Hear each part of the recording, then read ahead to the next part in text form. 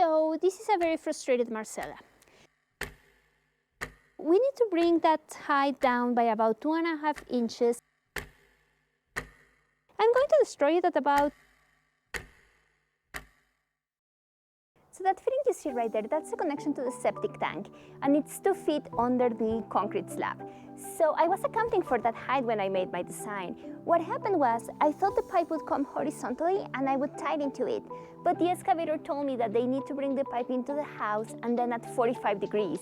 So he added a fitting that added about 6 to 8 inches of height to that connection, and obviously that reflected on my other pipe. Okay, so I have done my tantrum, I screamed, I yelled, I cried, and now I got over it, and now I just need to fix this. So here is what I have. So plan A and plan B consisted on just getting this 3-inch pipe replaced with 2-inch pipe. That was plan A. Plan B was replacing this one and also this run with 2-inch pipe. But it only gives me 1 inch, and I need to come down at least 3 inches, so that's not going to work. Enter plan C and D. Pretty much I need to destroy most of it. So all this circuit that I had, the superhighway of poop, and all the way to this turn right here, that is gone. I need to remove that, and those are going to be 2 independent systems instead of 1 circuit. Lesson learned: when you do your plumbing, start from your lowest point, because that's fixed. There's nothing you can do about it. Start from there and do your plumbing, and if there's any problem with the grade that the pipes are coming too high, you're going to notice it right there, and you can make adjustments before you spend a good 40 to 60 hours building this and then having to destroy it.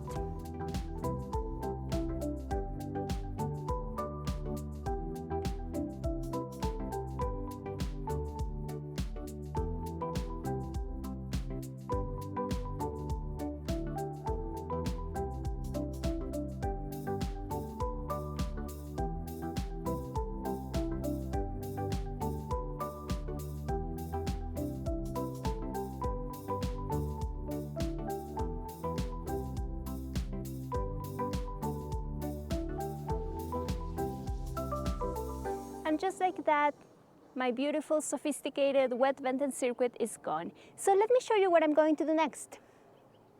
So we're still using a wet vent here. So I have my vanity there, the wet vent starts right there, it continues, it makes a 90-degree turn, and then the shower connects right there, and then they continue here and they connect directly into the building drain. When it comes to wet vents, the wet vent itself, there's no limitation on the length. However, for the fixtures that tie into it, there's a limit. So in this case, that is a shower with a 2-inch pipe. So the maximum length for that trap arm is 60 inches. So what I did is, that is just a mock-up. It's less than 60 inches, and my drain is actually further this way, it's closer. So as long as I follow this design and tie at this point, I'm going to be okay, and my design is going to meet code. Let me show you a couple of things. So I had already cut on the board and filed my pipe on both sides. And then I have this beautiful device. It's awesome. So it tells me what is the grade. So what I did in this case is, I have the fitting and I have a mock-up. So I put it in here, and then I used my level, and I made sure that I could get at least a 1/4 slope. So when I had that, then I took my Sharpie and I marked these lines that you see here, and this one doesn't show well, but I have it here. So I do 3 marks, 1 here, 1 here, 1 here. So that way, and I also mark the depth of the fitting. So that way, when I put the fitting in, I can align it with these ones, and I make sure that I reach my line, and then I know that I did a perfect join. Okay, so it's almost 10 p.m. but I made it. I'm done with the plumbing and I have inspection tomorrow. I'm so nervous but excited about it.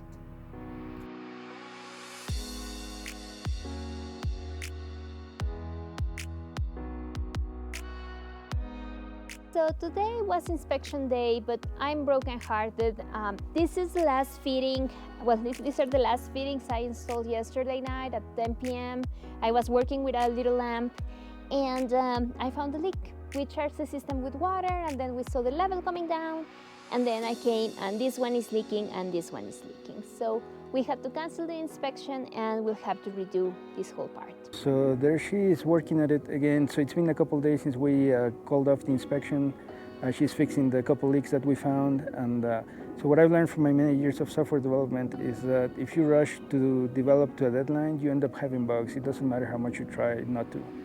So this time around, we'll make sure everything is properly tested, and this is a great lesson for future inspections. So let's just get back to it.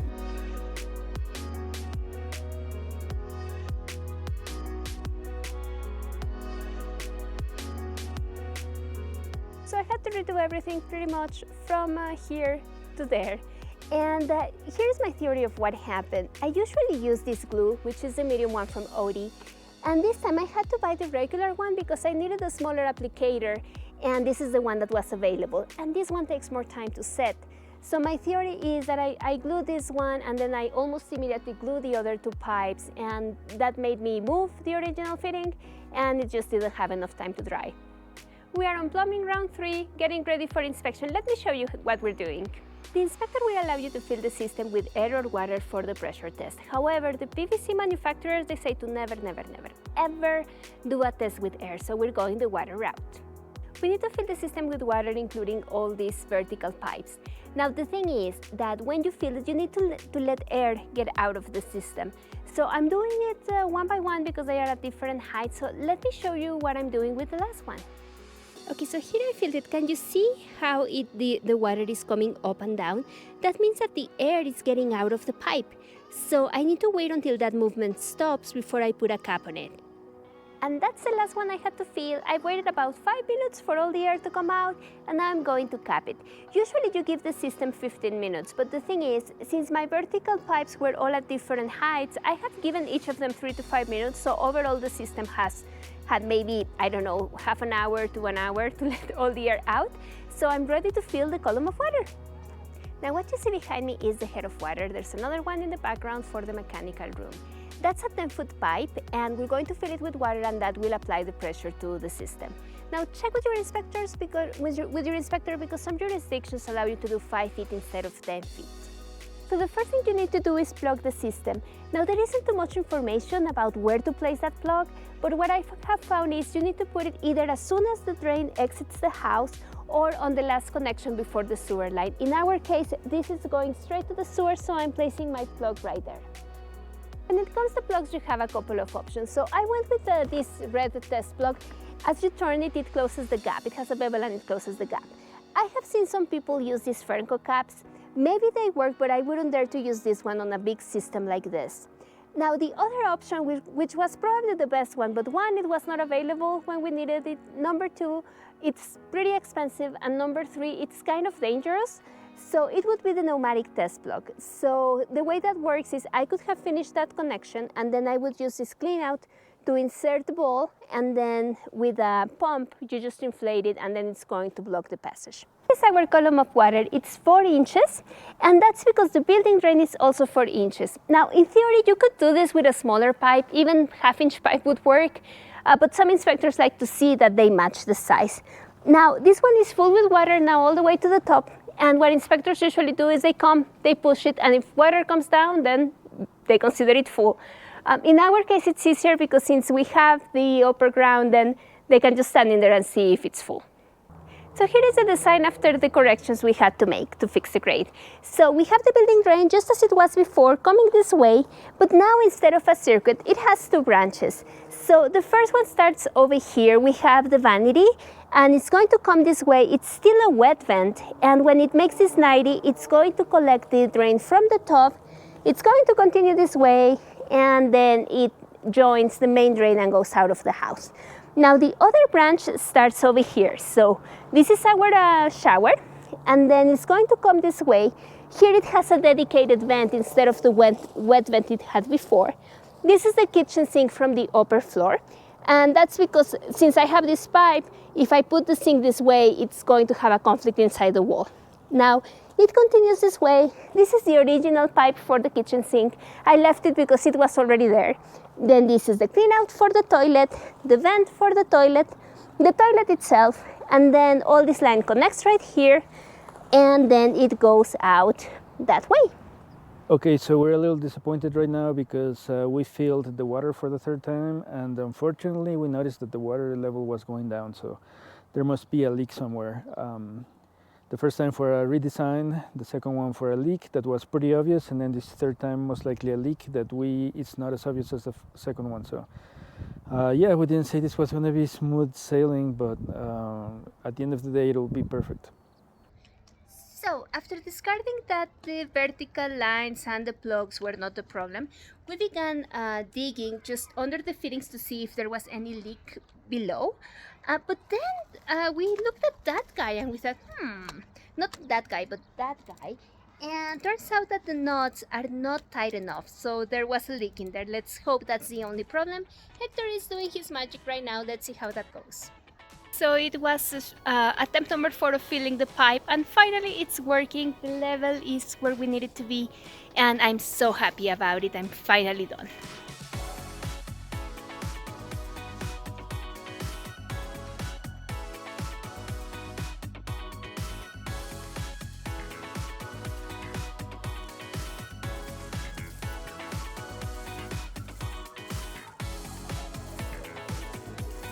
Sunday, Marcela finished the plumbing.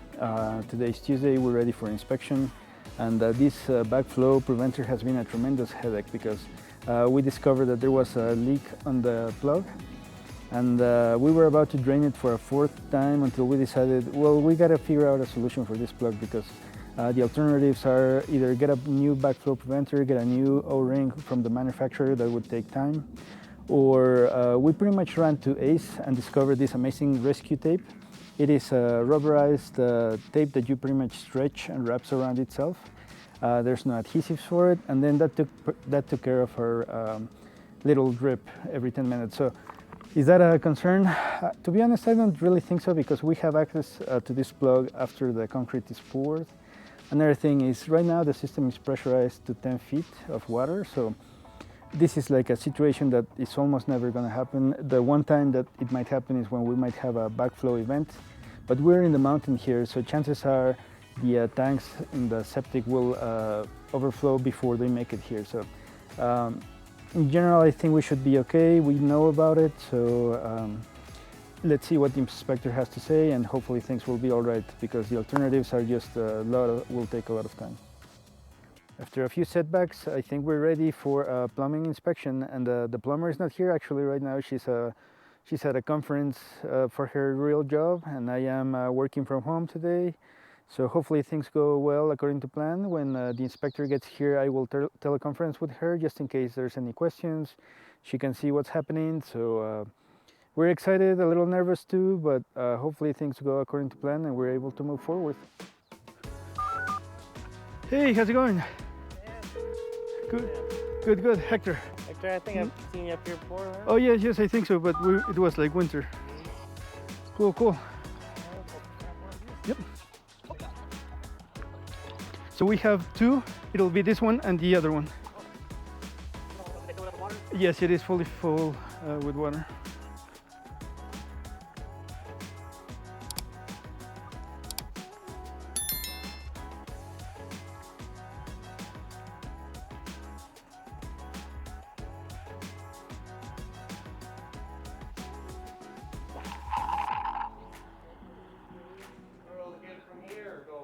We can go around through the top.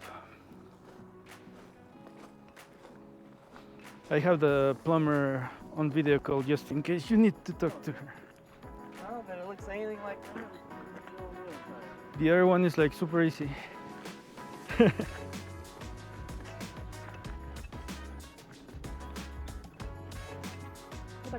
not going to be 2 separate units, right? No. Just the one, it just has to be separated. It just makes it easier, right? Yep. And then there's like a carport right here, so Oh, okay. it's like a bridge pretty much, so.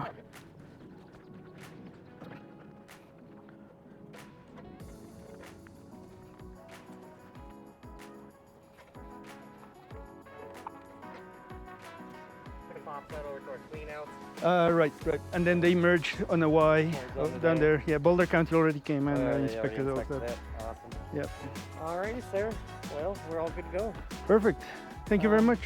Say hi to the camera, Rangita. We passed the inspection. Yay! We passed the inspection. So now concrete time. So this episode is over. Well, not really yet.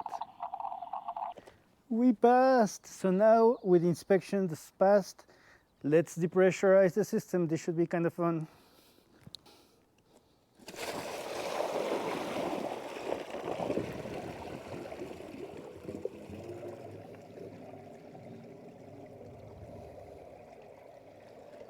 There it goes.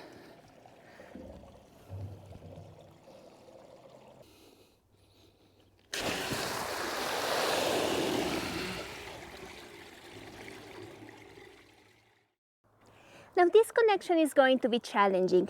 My original plan was to use this repair coupling, so the difference is it doesn't have a ribbon here. So what that allows you to do is to get the fitting into the pipe, push it all the way through, put the other pipe and then bring it back, and that's how you make the connection. Unfortunately for that, you need to be able to push this pipe. And when I did the dry test, when I had my superhighway, that worked, but now that I have that fitting, this pipe, it's just too stiff and I cannot do it. So I'm going to go with the Franco solution. There are two types of Francos. This is the traditional one, and there is another one that has some metal shield.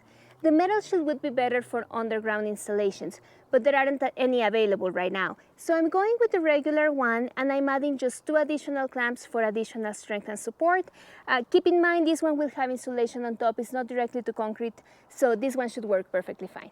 Now that we passed the inspection, I need to connect the plumbing of the house to the sewer line.